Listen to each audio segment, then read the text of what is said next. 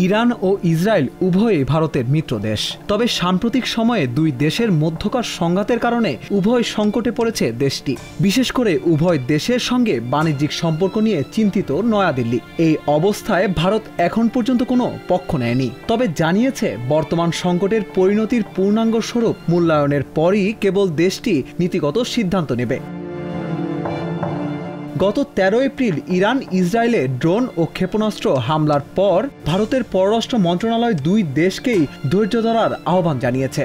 একই সঙ্গে দেশটি সংলাপ ও কূটনীতির মাধ্যমে সংকট সমাধানের পরামর্শ দিয়েছে।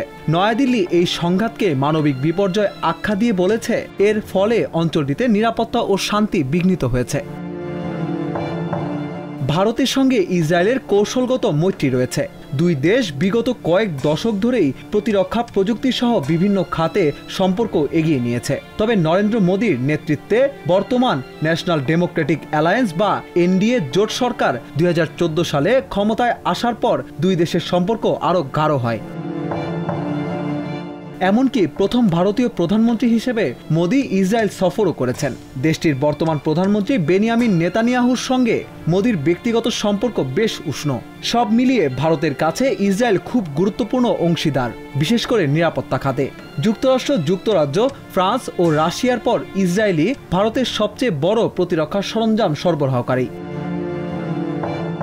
এদিকে ইরানের সঙ্গে ভারতবর্ষের সম্পর্ক ঐতিহাসিক, কয়েকশো বছর পুরনো। 1947 সালে ভারত স্বাধীন হওয়ার পর দুই দেশই সেই সম্পর্ক এগিয়ে নিয়ে গেছে। এমনকি 1979 সালে ইরানে ইসলামী বিপ্লব সংগঠিত হওয়ার পরও ভাটা পড়েনি দুই দেশের সম্পর্কে।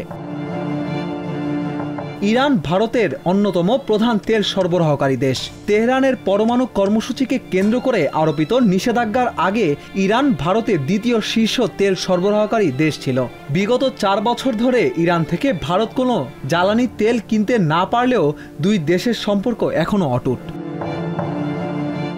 সর্বশেষ 2022 সালে ইরান ও ভারত একটি প্রতিরক্ষা চুক্তিতে স্বাক্ষর করে। বছরখানেক আগে ভারতীয় পররাষ্ট্রমন্ত্রী জয়শঙ্কর নিজেও ইরান সফরে গিয়েছিলেন দুই দেশের সম্পর্ক নিয়ে আলোচনা করতে।